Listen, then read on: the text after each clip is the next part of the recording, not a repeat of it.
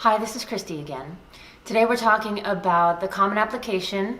It's a huge part of the college application process, and for those of you who may not have gone through it before with older students, you might be wondering what the process looks like, what your student is going to be required to do, and how you can help.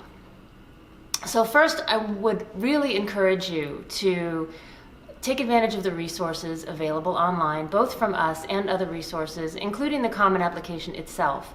On their website, they have some great tours that you can take with great visual aids on what the process looks like and what the screens look like, the information that's going to be required of your student, and it sort of helps you understand how the process works and what sort of information you should have available with you before you get started.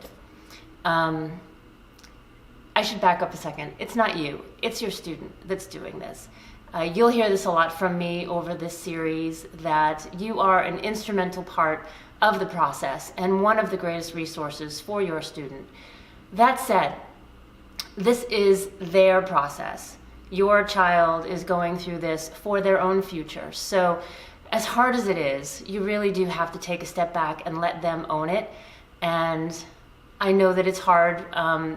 I feel like I'm giving you directions or something like that. Please don't take it that way. I just know as a parent how difficult it can be to step back and let your student do their own work. From the time they're little, we want to help. We want to help them do the best that they can. And part of the process that they're going through right now is learning who they are, learning what college is the best fit for them personally.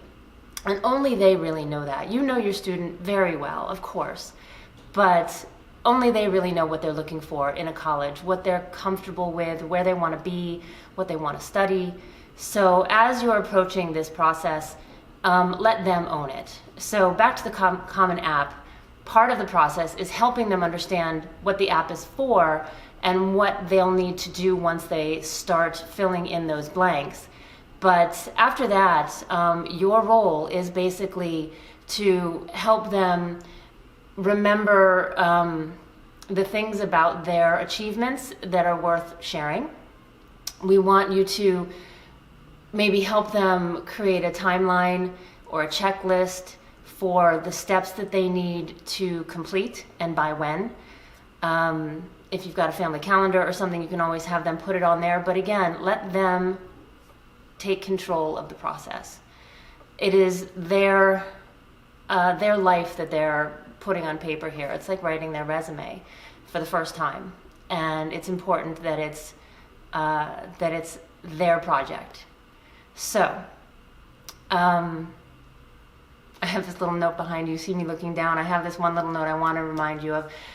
It is, again, you're one of the greatest resources for your student, but that said, it's not your job to nag them.